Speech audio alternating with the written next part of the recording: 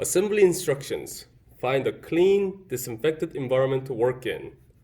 Before following any of the instructions below, carefully inspect both face shield components, clear film, and the frame, and make sure no cracks or other visible defects are present.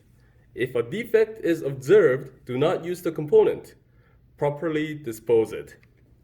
The face shield components are neither disinfected nor sterilized prior to shipping.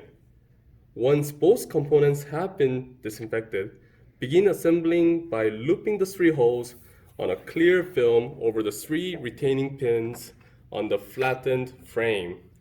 The embossed text on the frame should be clearly legible.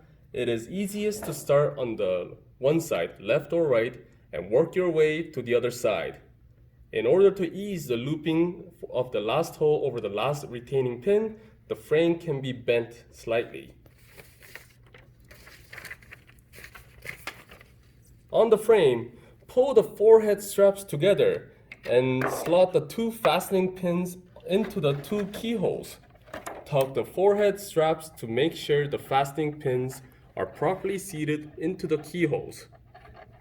On the clear face shield film, pull one of the tabs on the top middle portion over the top of the adjacent portion and insert it into the slit.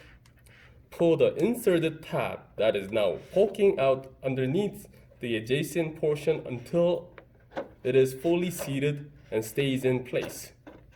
Repeat this for the tab and slit on the other side.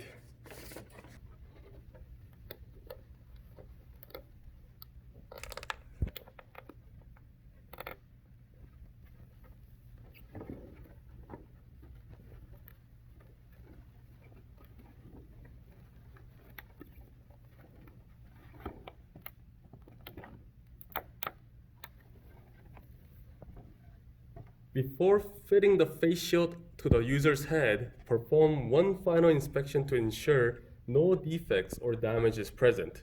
If a defect or damage is observed on either component, do not use that component. Properly dispose it. Place the forehead strap of the face shield on the user's forehead. Pull the rear straps around the back of the head and pinch the opposing straps together when a snug fit is achieved. Keeping the opposing straps pinched together, slot the 2 rear strap fastening pins into the nearest 2 rear strap keyholes. Release the pinch and tug slightly on the rear straps to ensure the fastening pins are properly seated and the face shield will stay in place. Once assembled, the face shield should be ready to use.